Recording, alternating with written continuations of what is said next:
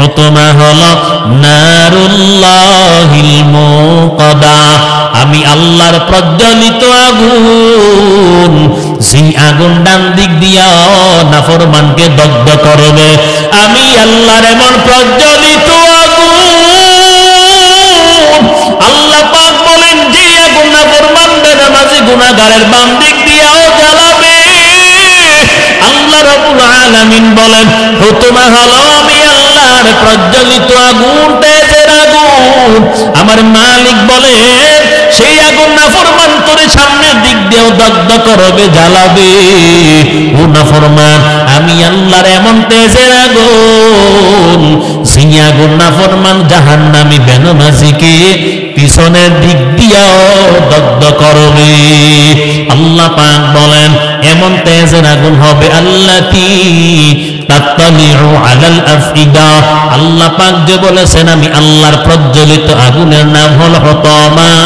ও নবীর উম্মত, ওই তেজের আগুন যখন একটা জাহান্নামী নাফরমান গুনাহগারকে বেনামাজিকে যখন সুদ হারাম করকে যখন জাহান্নামের সেই আগুনের মধ্যে যখন নিক্ষেপ করা হবে, সাথে সাথে 42 গজ মোটা চামড়া মুহূর্তের মধ্যে বর্ষ হইয়া একেবারে কলিজা পর্যন্ত পৌঁছে যাবে। আল্লাতী তাত্তালিউ আলাল আফইদা। মুফাসসিরিন কিরাম বলেন আগুনের বৈশিষ্ট্য হলো জ্বালাইয়া দেওয়া, পুরে বর্ষ করা। দুনিয়ার আগুনের বৈশিষ্ট্য হলো একরকম, আর জাহান্নামের আগুনের বৈশিষ্ট্য কিন্তু আরেক রকম। ও নবীর উম্মতের দল, দুনিয়ার গরম দুর্বল মানুষ সহ্য করতে পারি না, দুনিয়ার শীত দুর্বল মানুষ সহ্য করতে পারি না। পায়ের নিচে মনের অজান্তে হঠাৎ যদি একটা কাঁটা বিন্দে, ওই কাঁটার সামান্য আঘাত আল্লাহর বান্দা বান্দি দুর্বল সহ্য করতে পারো না। আল্লাহর কসম করে বলি ওই জাহান্নামের আযাব একটা সেকেন্ড তো সহ্য করার কারো ক্ষমতা নাই, একটা সেকেন্ড তো সহ্য করার কারো ক্ষমতা নাই। আল্লাহ পাক বলেন আল্লাযী জামাআ মালাহু ওয়া আদ্দাদা ইয়াহসাবু আন্না মালাহু আখলাদা। আল্লাহ পাক স্পষ্ট ভাবে বলেন ইয়াহসাবু আন্না মালাহু আখলাদা। মালদাররা মনে করে, কোটিপতি মনে করে, বাড়ির মালিক মনে করে দুনিয়াদার ক্ষমতা, তাদের মাল, তাদের বাড়ি গাড়ি তাদেরকে চির অমর করে রাখবে।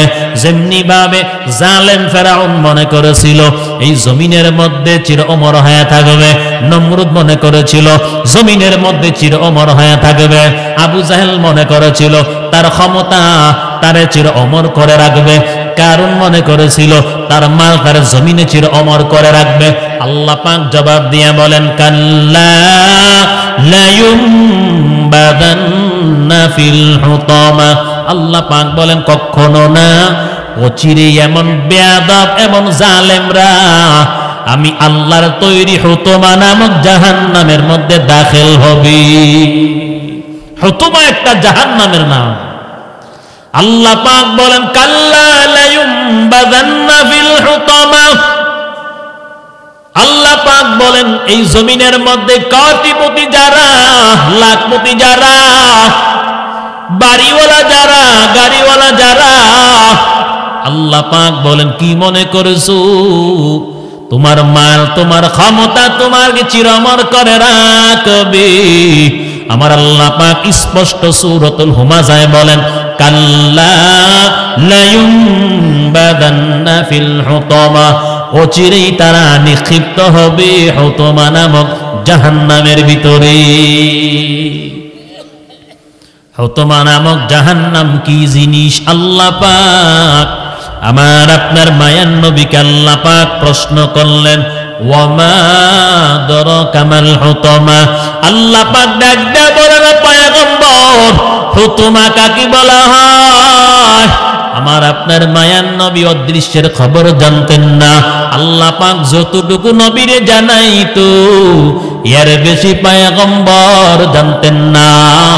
আল্লাহ পাক প্রশ্ন করলেন, ওয়া মা আদরাকা মাল হুতামা, নবী আপনি কি জানেন হুতামা কাকে বলা হয়?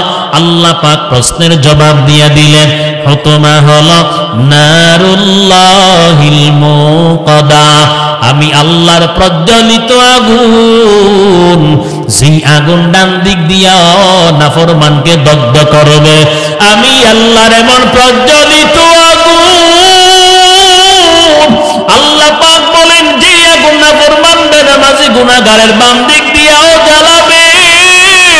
আল্লাহ রাব্বুল আলামিন বলেন, হুতামা হলো আমি আল্লাহর প্রজ্বলিত আগুন, তেজের আগুন। আমার মালিক বলেন সেই আগুন নাফরমান তোরে সামনের দিক দিয়েও দগ্ধ করবে, জ্বালাবে। ও নাফরমান, আমি আল্লাহর এমন তেজের আগুন, সেই আগুন নাফরমান জাহান্নামী বেনামাজিকে পিছনের দিক দিয়েও দগ্ধ করবে। আল্লাহ পাক বলেন এমন তেজের আগুন হবে আল্লাতি তাত্তালিউ আলাল আফইদা। আল্লাহ পাক যে বলেছেন আমি আল্লাহর প্রজ্বলিত আগুনের নাম হলো হুতামা। ও নবীর উম্মত, ওই তেজের আগুন যখন একটা জাহান্নামী নাফরমান গুনাহগারকে বেনামাজিকে যখন সুদকুর হারামখোরকে যখন জাহান্নামের সেই আগুনের মধ্যে যখন নিক্ষেপ করা হবে, সাথে সাথে 42 গজ মোটা চামড়া মুহূর্তের মধ্যে বর্ষ হইয়া একেবারে কলিজা পর্যন্ত পৌঁছে যাবে। আল্লাতী তাত্তালিউ আলাল আফইদা।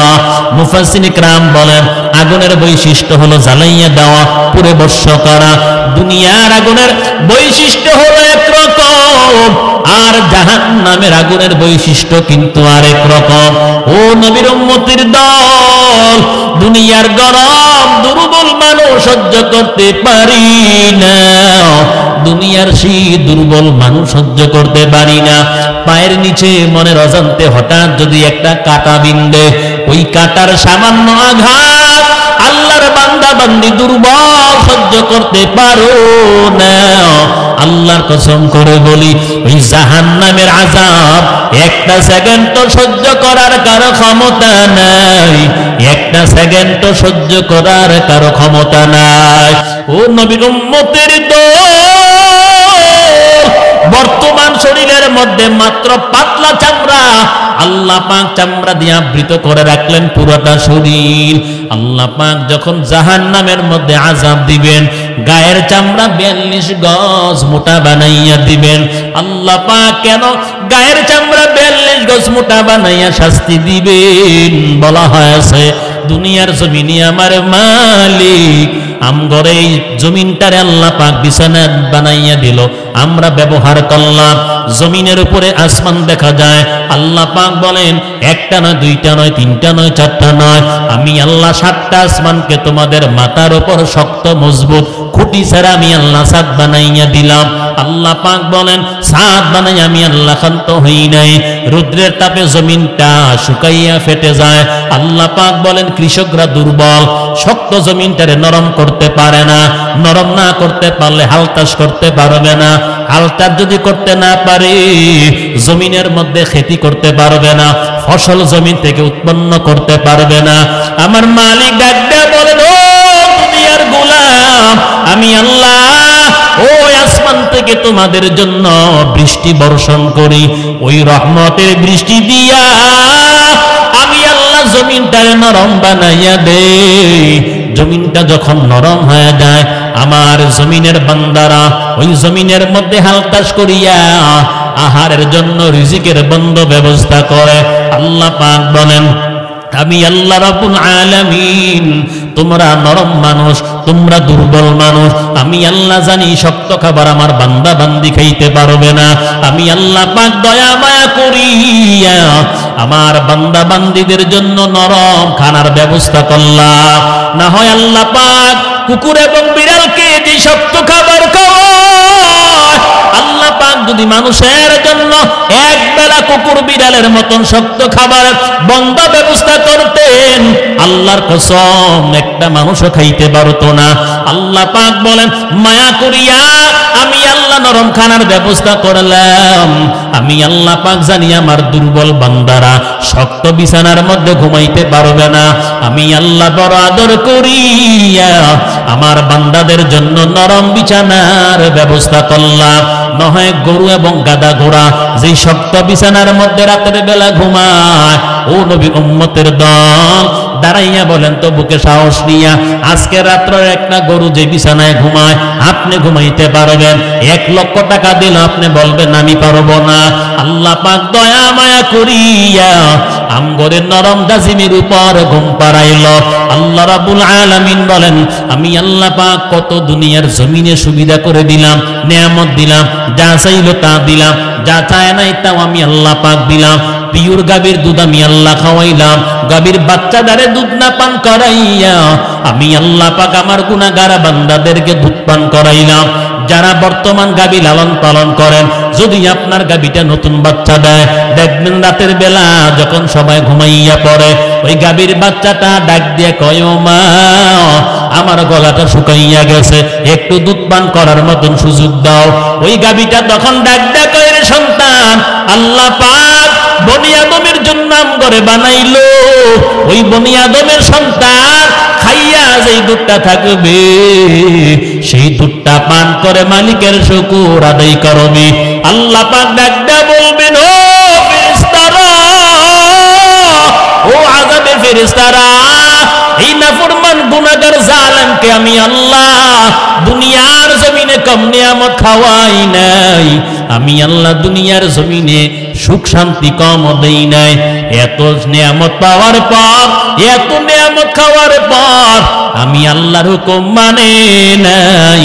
আল্লাহ পাক বলেন, ও আযাবের ফেরেশতারা, জাহান্নামের পোশাক পরাইয়া দাও, গায়ের চামড়া 42 গজ মোটা বানাইয়া দাও। আল্লাহ পাকের ওয়াদার হয়ে যাবে। আর যখন নাফরমান গুনাহগার হারামখোর সুদখোর বেনামাজি মিথ্যাবাজি কাযযাব দাজ্জালকে যখন জাহান্নামে উত্তপ্ত তেজের আগুনের মধ্যে নিক্ষেপ করা হবে, সাথে সাথে হৃৎপিণ্ড পর্যন্ত সেই আগুনটা পৌঁছে যাবে। দুনিয়ার আগুন হাতের মধ্যে লাগলে হাত পুড়ে যায়, মাথায় লাগলে মাথা পুড়ে যায়, পায়ের মধ্যে লাগলে পা পুড়ে যায়। আল্লাহ পাক স্পষ্ট ভাবে বলেন, আল্লাতী তাত্তালিউ আলাল আফইদা ইন্নাহা আলাইহিম মুসাদা ফি আমাদিন মুমাদ্দাদা। আল্লাহ পাক বলেন, কেমনে তোমাদেরকে আমি আযাব দেব, শাস্তি দেব। আল্লাহ পাক বলেন, জাহান্নামটা চতুর্পাশ লৌহ দ্বারা বেষ্টিত করে রাখবো, পলায়ন করার মতন কোনো জায়গা নাই। জমিনের মধ্যে চুরি করে পলায়ন করার সুযোগ পায়, ডাকাতি করে পলায়ন করতে পারে। আল্লাহ পাক বলেন, আযাব শাস্তি ভোগ করিয়া জাহান্নামের ভিতরে পলায়ন করতে পারবা না। ও নবীর উম্মতের দল, অতএব আপনাকে দুইটা পায়ের মধ্যে আমি হাত রাইখা বলি, জমিনের মধ্যে যে যেই কর্ম করেন কোনো অসুবিধা নাই। দুনিয়ার জমিনে যে যেই কর্ম করেন, কিন্তু কবরের সামানা কিন্তু তৈরি করা লাগবে, নেক আমল লাগবে। নেক আমল নিয়ে যদি মৃত্যুবরণ করতে পারেন, কবরেও শান্তি, মিজানে শান্তি, হাসর এবং ফুলসিরাত জান্নাতের ভিতরে আল্লাহ পাক নিয়ামত দান করবে। কি লাগবে বলেন? 1 নাম্বার নেক আমল। কি লাগবে? জান্নাত যদি পেতে চান আর কবরে যদি শান্তি চান, কি লাগবে? আল্লাহ আমাদের সবাইকে বেশি বেশি করে নেক আমল করার তৌফিক দান করুক, বলেন আমিন। শাবান মাস নবীর মাস, নবীজি নিজেই বলেন, শাবান ও শাহরি ও রমজান শাহরুল্লাহ। শাবান হলো আমার মাস, রমজান হলো আল্লাহর মাস। অতএব শাবান মাস আসছে, রমজানের প্রস্তুতি এবং বেশি বেশি আল্লাহর ইবাদত বন্দেগী এখন থেকে আমরা শুরু করব, ঠিক আছে ইনশাআল্লাহ। আল্লাহ আমাদের সবাইকে কবুল করুক, তৌফিক দান করুক। এতক্ষণ যে আলোচনা করলাম, আমাকে এবং আমাদের সবাইকে এর উপর আমল করার তৌফিক দান করুক, বলেন আমিন। ভাইজান, আপনারা জানেন যে আজকের আমাদের উজানি জোড়া দক্ষিণপাড়া চারু সরকার বাড়ির কেন্দ্রীয় জামে মসজিদ ও হাফিজিয়া